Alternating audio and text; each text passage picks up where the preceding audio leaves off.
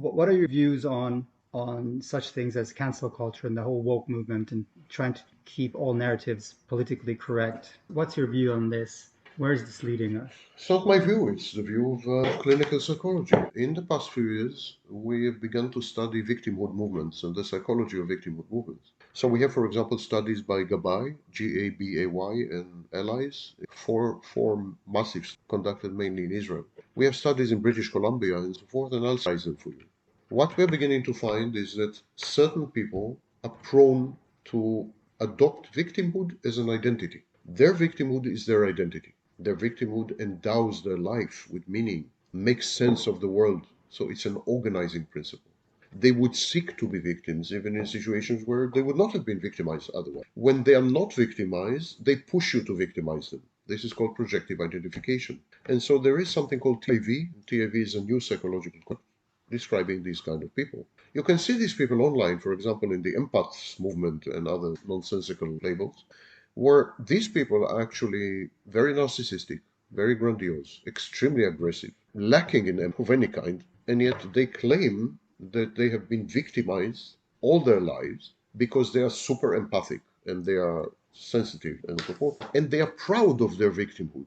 They compete with each other. My abuser was much worse than your abuser. No, my abuse was unprecedented. I understand that you were abused. I'm sorry for you, but my abuse was much. And it's identity politics.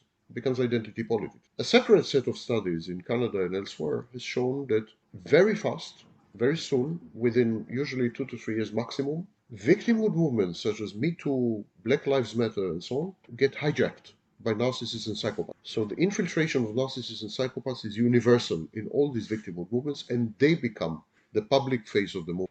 Victimhood movements are one of the most threatening and pernicious developments. There is a sociologist by the name of Campbell, and he said that we have transitioned from the age of dignity to the age of victimhood. It's very dangerous because if you are a perennial victim, if this is your identity, if you are determined by your victimhood, you would tend to develop attendant behaviors. For example, you would tend to feel entitled to special treatment. And if you don't get this special treatment, you will become aggressive.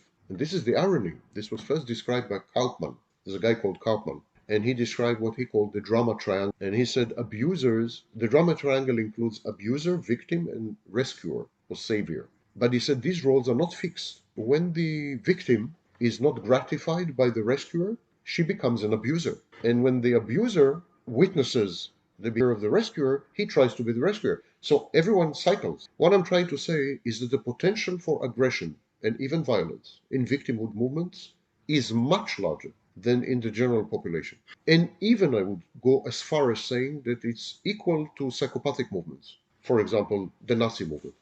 Equal. Of course, the Nazism was a victimhood movement. Nazis presented themselves as victims of the Versailles Agreement, of the world order. Germany was discriminated against, and so on. And look where it led. Similarly, communism was a victimhood movement. The proletariat was exploited by the landowners and by the industrialists and so on. We need to redress grievances. Anything that is grievance based leads to violence and death. End of story. All death cults started as victimhood movements. ISIS is no exception. So it's dangerous.